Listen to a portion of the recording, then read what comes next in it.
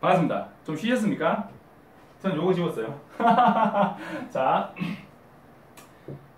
마찰력이 다른 놈의 구간별 소모된 에너지의 합으로 구하는 방법.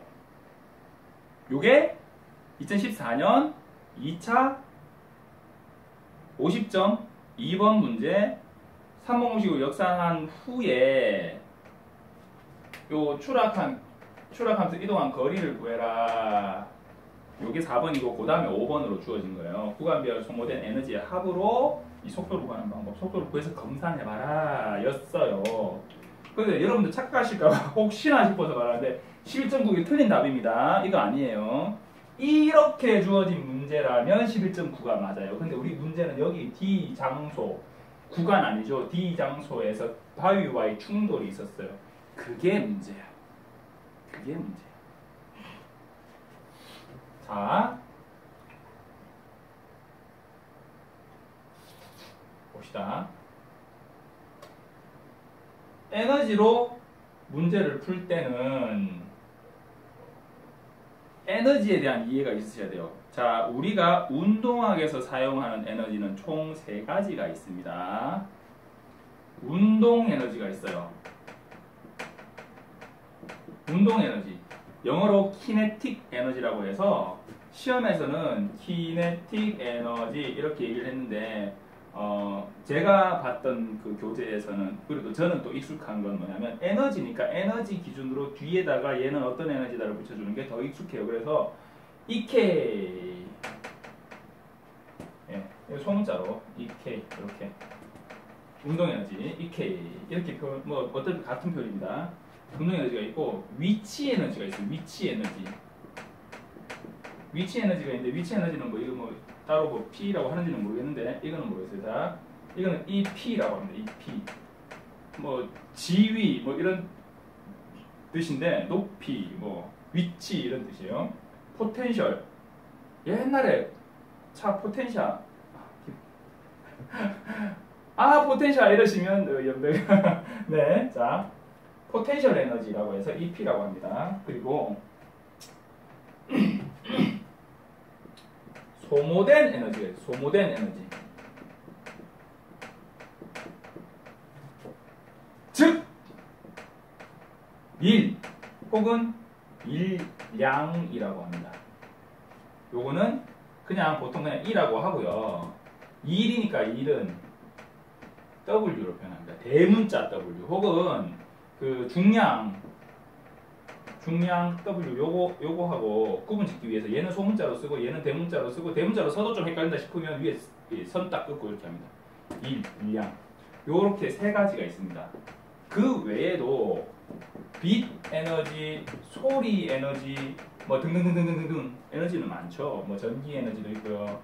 뭐 등등 뭐 마찰력 모르겠어요. 하여튼 자, 그런 에너지들이 존재합니다. 그런데 우리가 차량 운동에서 사용하는 에너지는 운동 에너지, 위치 에너지, 소모된 에너지 이 3가지인데 보통 위치 에너지도 잘 안 나와요.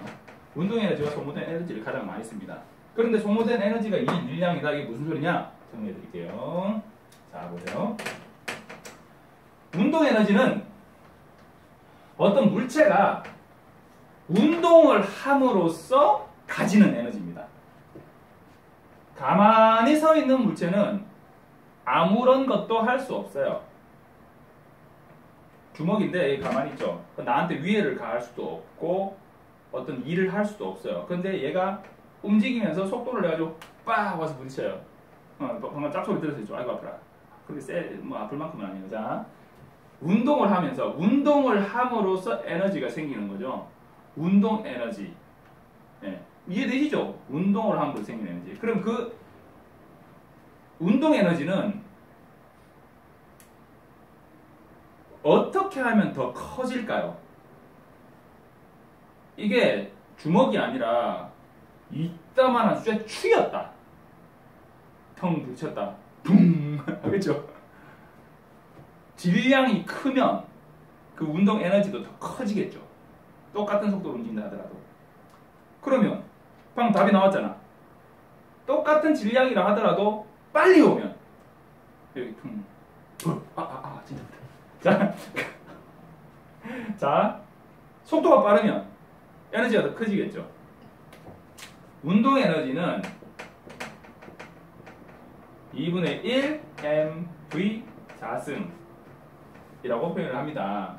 이거 어떻게 나왔느냐? 뭐 유도하는 거 나오는데 뭐 제가 공부해 보니 거기까지는 안 하셔도 될 것 같아요. 자, 에너지는 2분의 1 mv 자승. 이거 뭐 공부 좀 하신 분들은 돌돌돌 외울 거고, 뭐 많이 하신 분들은 외울 거고, 어느 정도 하신 분들은 그래 하실 거고, 뭐 이거 뭐 뭔 소리야 하시는 분도 계실 거예요. 자, 2분의 1 mv 자승입니다. 그러면 소모된 에너지라는 개념은 어떤 개념이냐? 이거는 뭐 사실 설명할 게 없어요. 소모된 에너지라는 개념은 어떤 개념이냐?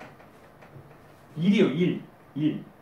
내가 에너지를 소모했다는 얘기는 어떤 일을 했다는 거예요. 자, 내가 책상을 쭉 밀어가지고 교실에서 창고까지 막 밀고 갔어요. 창고에 갖다 놨어요. 난 일을 한 거죠. 배가 고파졌어. 에너지를 소모했죠. 에너지를 소모해서 일을 한 거예요. 그러면 소모된 에너지와 내가 한 일, 그거는 같을까요? 다를까요? 같아요. 자, 일은 힘을 줘서 일정 거리를 이동시킨 거예요. 책상을 밀어서 창고까지. 그런데 힘은 F는 ma, 힘은 마다 이렇게 보시면 돼요.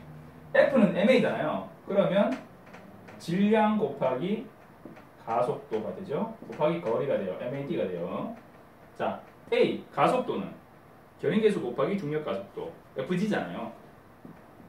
M, F, G, D 이렇게 되는 거죠. 이거 아래가 좀 이렇게 안 맞을 때 MFGD. 일은 MFGD. 그래서 소모된 에너지는 MFGD가 돼요. 네. MFGD가 되는데 이 구간에서 속도는 나중 속도를 모르기 때문에 여기에서의 속도, 이 장소에서의 속도를 알 수 없지만 에너지, 이 구간에서 소모된 에너지는 질량과 견인계수와 중력가속도와 이동한 거리만 알면 이 구간에서 소모된 에너지를 구할 수 있어요. 일을 얼만큼 했구나 알 수가 있어요. 질량 알죠? 이 질량 1000kg이라고 문제에서 주어졌어요. 질량은 알아요. 견인계수 알고 중력가속도 9.8, 이동한 거리 10m. 알죠? 대입하면 되죠. 요게 이제 BC 구간이라고 봅시다. 이 BC. 자, 이래가지고 1000 곱하기, 이게 나중에 문제에서 풀이해서 해야 되는데. 뭐 일단은 해봅시다. 곱하기 9.8 곱하기 10 하면 얼마 나오겠죠. 그럼 이 CD는 똑같은 방식으로, 이 DE는 똑같은 방식으로 풀 수 있겠죠. 그럼 이 에너지의 총합 귀찮아 E1, E2, E3라고 합시다. E1 플러스 E2 플러스 E3 이게 ET 토탈 총 에너지라고 해서 요거 더해가지고 총 얼마냐? 9만 얼마인가 뭐 이렇게 문제에서는 그렇게 나와요. 문제에서는 91,140. 왜냐면 여기부터 이제 그 바위 덩어리가 같이 움직이기 때문에 질량이 1,500이 되거든요. 여기서는 1000 더하기 1,500, 2,500이 되네요. 이렇게 되거든. 어쨌든 그래서 91,140이 되고, 그래서 요거를 속도로 역산을 해보면 에너지를 속도로 역산하는 방법은 V를 기준으로 이항하면 되죠. V는 루트 M분의 2E가 됩니다. 요거를 여기다가 대입하면 11.9m 나와요. 봐라 맞잖냐. 이렇게 검산을 모 사이트 인강에서 했는데 D 장소에서의 충돌에 대한 기본 이해가 없었던 거죠. 그거는 그 풀이는 잘못된 풀이에요. 그렇게 풀면 안 돼요. 자, 어쨌든 마찰력이 다른 세 노면을 이동하며 최종 정차한 차량의 처음 미끄러지기 전의 처음 속도를 구하는 두 번째 방법에 대해서 설명을 드렸어요. 이따 풀이할 때 제가 이제 계산을 할 거예요. 그리고 세 번째 방법은 요거는 시험에는 안 나왔어요. 그런데 이 마찰력이 다른 노면을 이동하는 차량의 속도를 구하는 세 번째 방법. 구간별 감속 성분의 합성인데 이게 무슨 말이냐? 구간별 감속 성분. 차가 여기서 여기까지 오는 동안 이 속도가 줄어든 얼만큼 줄어들었을까의 감속 성분이 있을 거 아니에요. 어느 만큼 줄어들었을까? 여기서는 어느 만큼 줄어들었을까? 여기서는 어느 만큼 줄어들었을까를 계산할 수 있는데 뭘로 계산하냐? 이러실 거예요 아마. 구간별 감속 성분 여기를 1구간, 2구간, 3구간이라고 합시다. 나 귀찮아 죽겠다. 뭐 BE 뭐 쓰라 하니까 막 귀찮아 죽겠다. 1구간 델타 V1 1구간에서의 감속 성분을 구하는 방법은 루트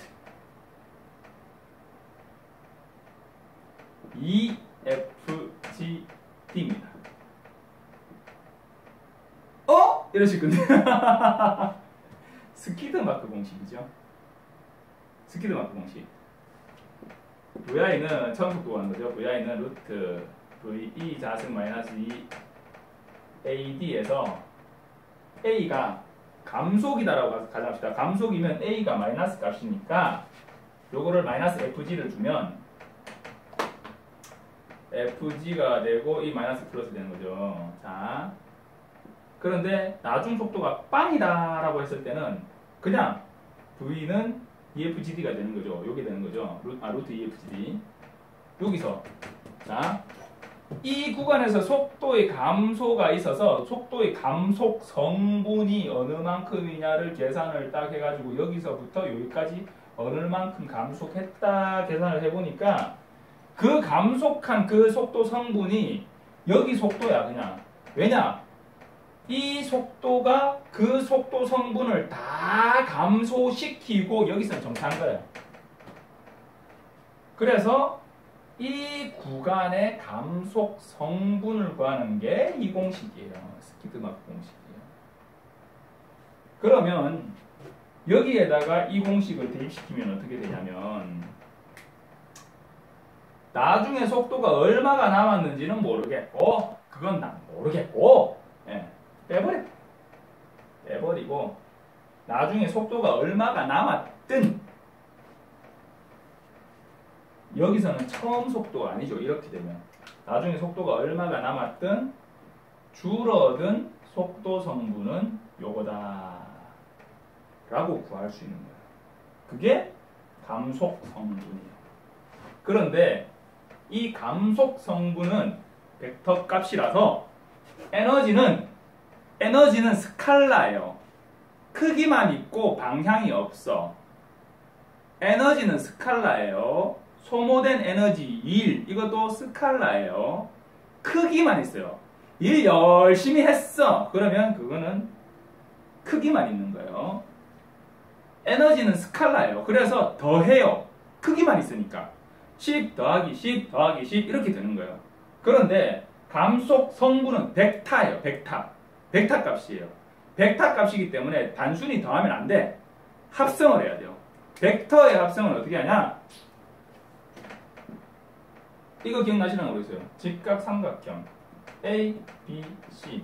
C의 자승은 기억나죠? A 자승 플러스 B의 자승.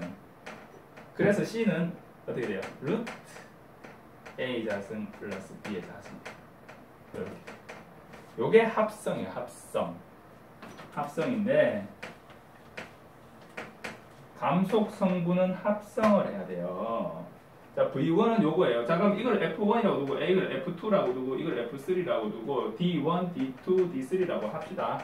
G는 중력 가속도 값은 똑같으니까. 그러면 델타 1은 이 F1, G, D1이죠. 델타 V2는 루트 이 F2, G, D2가 될 거고 델타 V3는 루트 2F3 GD3 이렇게 되겠죠. 그러면 얘들을 다 합성하면 V는 이렇게 되겠죠. 루트 델타 V1 자승 플러스 델타 V2의 자승 플러스 델타 V3의 자승이에요. 하면 이거 자승하면 루트 베끼면 되죠. 2F1GD1 플러스 이것도 자승하면 베끼면 되죠. 2F2GD2 더하기 2F3GD3 요게 감속 성분으로 속도를 구하는 방법이에요. 못 믿겠다고? 못 믿겠다고? 해보세요. 요 11.9 나와요.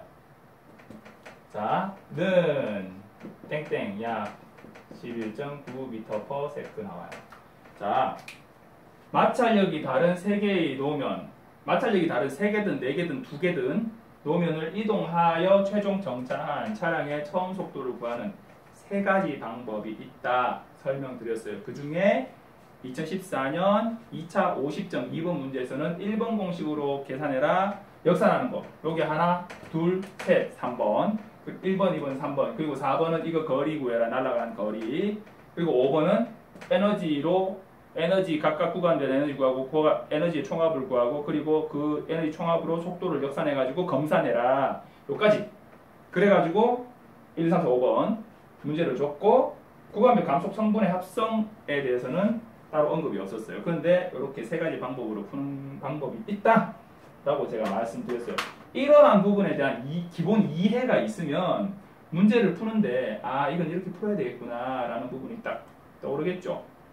자, 그럼 여기서 다시 또 자르고 3번째 강의는 뭘 할 거냐면 운동량 보존의 법칙 그 이해. 요건 좀 짧아요. 할 거예요. 감사합니다.